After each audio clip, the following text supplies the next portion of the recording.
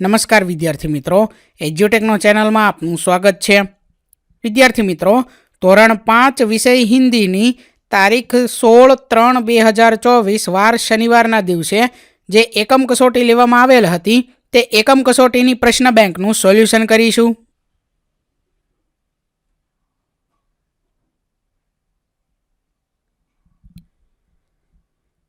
તો આ એકમ કસોટીમાં સૌથી પહેલા છે પ્રશ્ન નંબર 1, જેની સૂચના છે નિમ્નલિખિત વિષય પર लिखिए.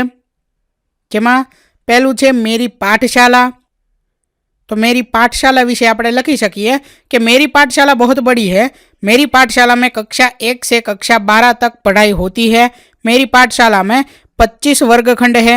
पाठशाला में एक बहुत बड़ा मैदान भी है जहां हम खेलते हैं और वहां खेलकूद की प्रतियोगिताएं भी होती हैं. मैदान में बड़े बड़े पेड़ है और पेड़ों की छांव में कभी कभी हमें पढ़ाया भी जाता है. मेरी पाठशाला में सभी विषयों के लिए अलग अलग शिक्षक हैं. वे हमें बड़ी लगन और मेहनत से पढ़ाते हैं. पढ़ाई के अलावा मेरी पाठशाला में खेल कूद, नृत्य, संगीत, नाटक, चित्र इत्यादि भी सिखाया जाता है. सब प्रतियोगिताओं में मेरी पाठशाला अव्वल आती है. मेरी पाठशाला में सभी बच्चों को ध्यान में रखकर आयोजन होता है. पढ़ाई में कमज़ोर बच्चों के लिए अलग से व्यवस्था की जाती है.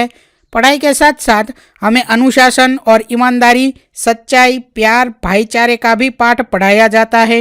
मुझे अपनी पाठशाला बहुत प्यारी है. मैं अपनी पाठशाला को कभी नहीं भूल पाऊंगी. ત્યાર પછી બીજું છે मेरा गांव. तो मेरे गांव का नाम मीठापुर है. मीठापुर गुजरात के जामनगर जिले में स्थित है. मेरे गांव की आबादी तकरीबन 15,000 है. मेरे गांव में सभी धर्म और जाति के लोग मिलजुल कर रहते हैं. मेरे गांव का मुख्य आर्थिक आधार खेती है. कुछ लोग बड़े शहरों में नौकरी करने भी जाते हैं. मेरा गांव छोटा है लेकिन सभी आधुनिक साधन सुविधाओं से सज्ज है. मेरे गांव में सरकारी पाठशाला है जहां पर कक्षा 1 से 12 तक शिक्षा दी जाती है.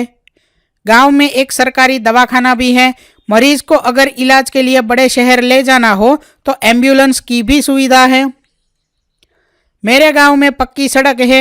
लोगों को 24 घंटे पीने का शुद्ध पानी मिलता है. सबके घरों में नल के द्वारा पानी पहुंचाया जाता है. गांव में 24 घंटा बिजली भी रहती है. पर्याप्त बिजली और पानी मिलने के कारण खेती का अच्छा विकास हुआ है. किसान 3 बार फसल ले सकते हैं. पूरे गांव को सीसीटीवी कैमरे से सज्ज किया गया है जिसके कारण लोग अपने आप को सुरक्षित महसूस करते हैं. गांव में इंटरनेट की भी सुविधा है. विद्यार्थी अपनी पढ़ाई के लिए मुफ्त में इंटरनेट का उपयोग कर सकते हैं. त्यार पछी त्रीजू है स्वच्छता का महत्व. तो हमारे जीवन में स्वच्छता की आदत होना महत्वपूर्ण है जो हमारे अच्छे स्वास्थ्य के लिए अत्यंत जरूरी है. यह आदत सिर्फ हमारे शरीर के लिए ही नहीं, हमारे घर, शहर और पूरे देश के लिए आवश्यक है. स्वच्छता की शुरुआत हमें अपना शरीर स्वच्छ रखने से करनी चाहिए. अपने शरीर को स्वच्छ रखकर हम अच्छा स्वास्थ्य पा सकते हैं. शरीर स्वच्छ रखने के लिए स्नान आवश्यक है. स्नान के साथ साथ हमें अपने दांत, नाखून और बाल भी स्वच्छ रखने चाहिए. शरीर के साथ हमें अपना घर, मोहल्ला भी साफ रखना चाहिए. घर मोहल्ले का कूड़ा कूड़ेदान में ही फेंकना चाहिए. स्वच्छता को अपने जीवन में अपनाकर हम कई बीमारियों से बच सकते हैं. हमें वायु, जल और भूमि की स्वच्छता पर खास ध्यान देना चाहिए. जल, वायु और भूमि प्रदूषण आज पूरे विश्व के लिए चिंता का विषय है. यह हम मनुष्यों, पशु पक्षी सब के लिए जानलेवा होता जा रहा है. गंगा जैसी पवित्र नदी में गंदगी देखकर हमारा सर शर्म से झुक जाता है. विदेशी प्रवासी हमारे देश की गंदगी देखकर हमारा मजाक बनाते हैं. अगर हमने प्रदूषणों को नियंत्रित नहीं किया तो हमारा अस्तित्व खतरे में आ जाएगा. हमारी आने वाली पीढ़ियों को पीने के लिए स्वच्छ पानी और सांस लेने के लिए स्वच्छ हवा भी नसीब नहीं होगी. हमारी आने वाली पीढ़ियां हमें इसके लिए कभी माफ नहीं करेगी. भारत के प्रधानमंत्री श्री नरेंद्र मोदी जी ने जो स्वच्छ भारत अभियान चलाया है उसमें हमें उत्साह से हिस्सा लेना चाहिए. इस तरह स्वस्थ जीवन के लिए स्वच्छता आवश्यक है. किसी ने सच कहा है कि जहाँ स्वच्छता होती है वहाँ पर ही प्रभु का वास होता है. ત્યાર પછી છે જલાશય કે ઉપયોગ. जल है तो जीवन है। यह कहावत ही जल के महत्व को समझाती है। पूरी प्रकृति और जीव सृष्टि जल पर ही निर्भर है। हमारा अस्तित्व ही जल का आभारी है। भारत जैसे कृषि प्रधान देश में तो जल का महत्व और बढ़ जाता है।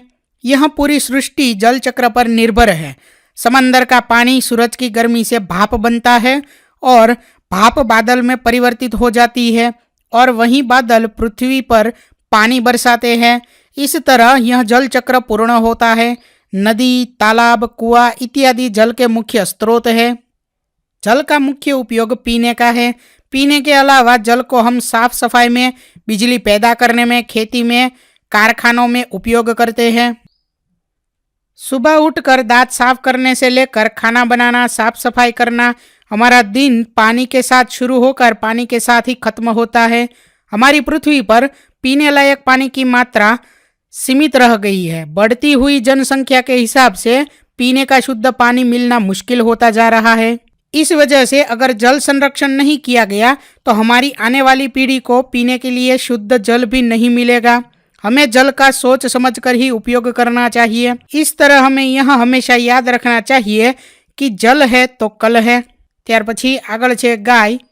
तो गाय हमारी माता होती है।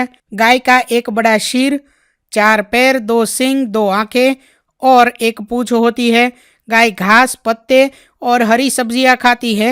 ये शुद्ध शाकाहारी जानवर है। गाय के बच्चे को बछड़ा कहते हैं। भारत में गाय की 30 से भी ज़्यादा नस्लें पाई जाती है। हिंदू धर्म के अनुसार गाय में सभी देवी देवताओं का वास माना जाता है। गाय एक बहुत वफादार जानवर है। गाय हमें दूध देती है। गाय के दूध में प्रोटीन भरपूर मात्रा में पाया जाता है। ત્યાર પછી આગળ પ્રશ્ન નંબર 2। નિમ્નલિખિત પ્રશ્નों के उत्तर एक वाक्य में लिखिए। જેમાં વિભાગ 1 એની અંદર પહેલો પ્રશ્ન છે, कौन सी सब्जी कलगीदार होती है? तो एनो जवाब है बैंगन की सब्जी कलगीदार होती है। सवाल नंबर 2, दुख में हमें क्या करना चाहिए? दुख में हमें धीरज धरनी चाहिए। ત્યાર પછી ત્રીજું, लड़के ने अशरफिया कहाँ रखी थी? लड़के ने अशरफिया अपनी सदरी के अस्तर में रखी थी। ત્યાર પછી चौथो प्रश्न, दुमदुमा गांव के लोग क्यों परेशान थे? दुमदुमा गांव के लोग पानी की समस्या के कारण परेशान थे।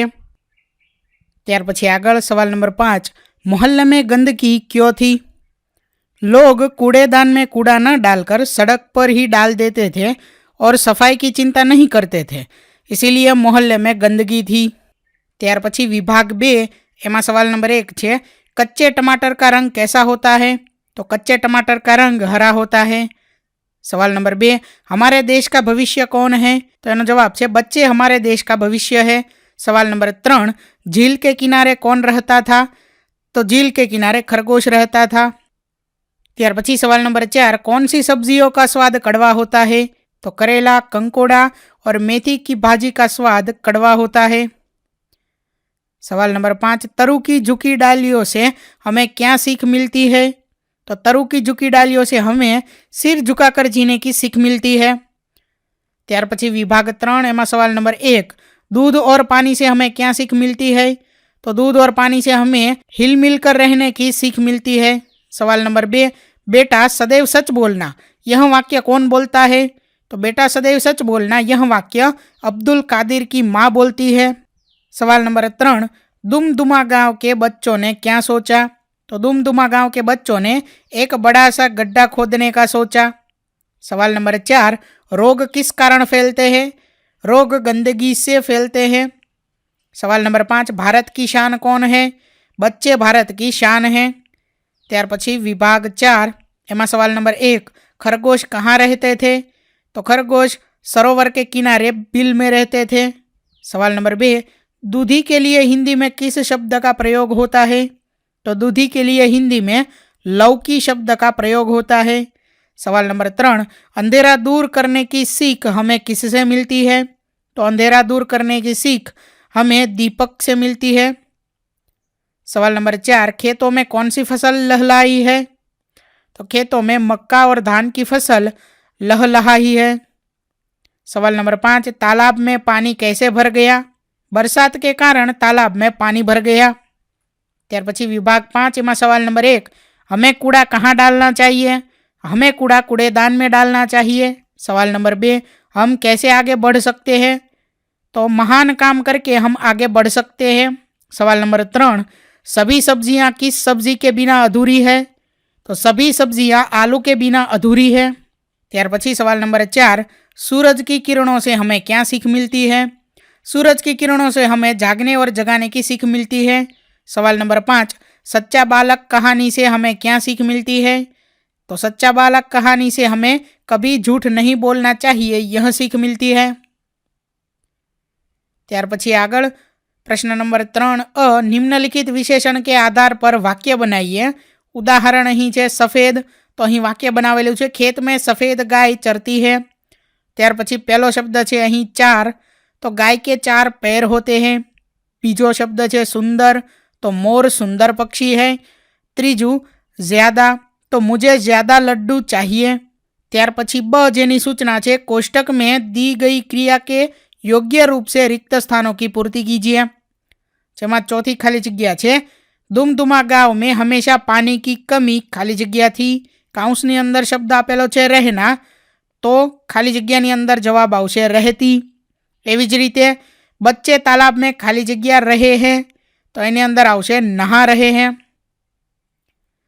त्यार पछी विभाग 2 प्रश्न 3 निम्नलिखित विशेषण के आधार पर वाक्य बनाइए। तो अहीं पण ए मुजब ज वाक्य बनावाना छे। लाल, तो अध्यापक ने लाल पेन मांगी। 3, तो मेरे पास 3 शर्ट है। होशियार, तो राहुल होशियार लड़का है। त्यार पछी खाली जग्यामां चौथी खाली जग्यामां आवशे लहलहाई, अने त्यार पछी पांचमी खाली जग्यानी अंदर आवशे पढ़। विभाग 3 एमां पहेलुं वाक्य आवशे राम के पास 5 चॉकलेट हैं। हाथी बड़ा जानवर है, अने त्रीजुं वाक्य आवशे हनुमान जी बहादुर थे। खाली जग्यामां आवशे उड़, अने त्यार पछीनी बीजी खाली जग्यामां आवशे तेर। त्यार पछी विभाग 4 एमां पहेलुं वाक्य आवशे मोहन के 7 मित्र है। त्यार पछीनुं वाक्य काव्या सुंदर लड़की है, अने त्रीजुं वाक्य आवशे मुझे थोड़ा पानी चाहिए।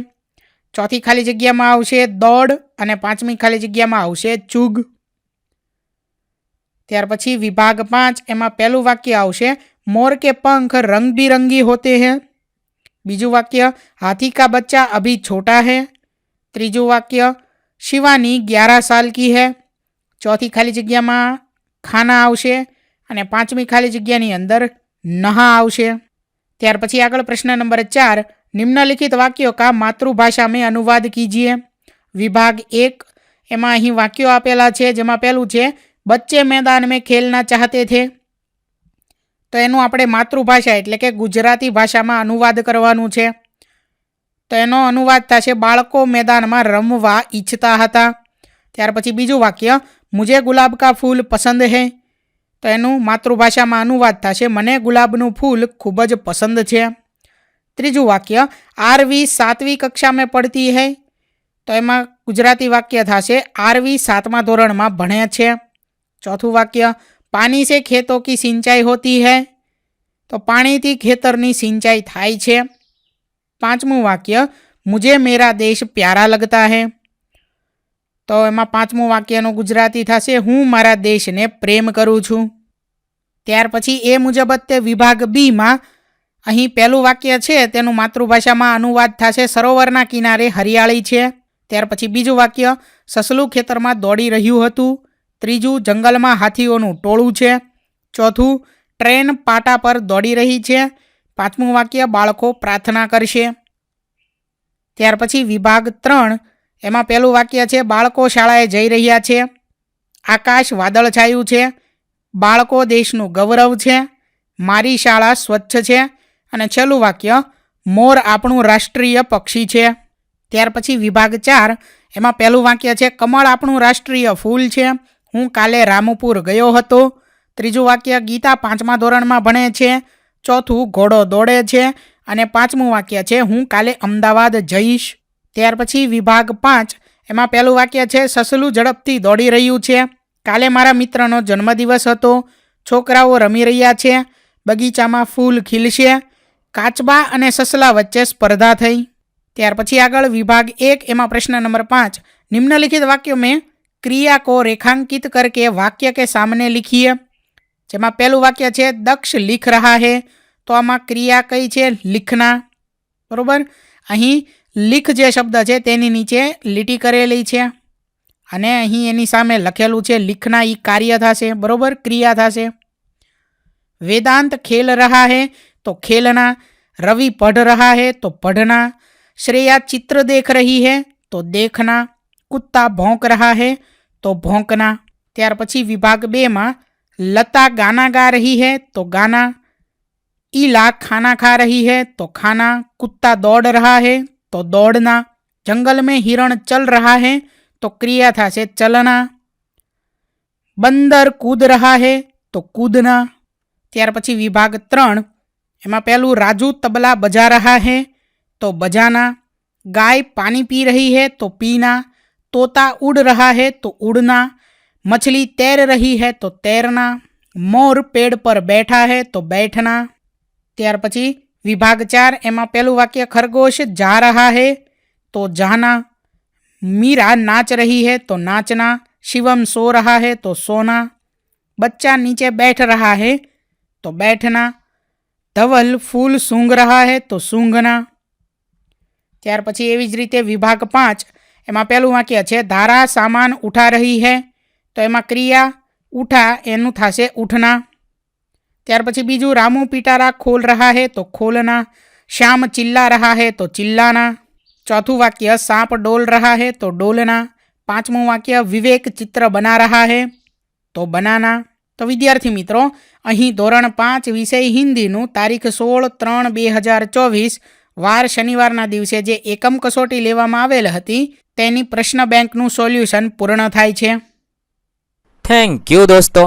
एज्युकटेकनो चेनल तरफथी विडियो निहाळवा बदल आपनो आभार। आवा बीजा विडियोज निहाळवा माटे अमारी यूट्यूब चेनल एज्युकटेकनो अत्यारे ज सब्सक्राइब करो। आभार दोस्तों।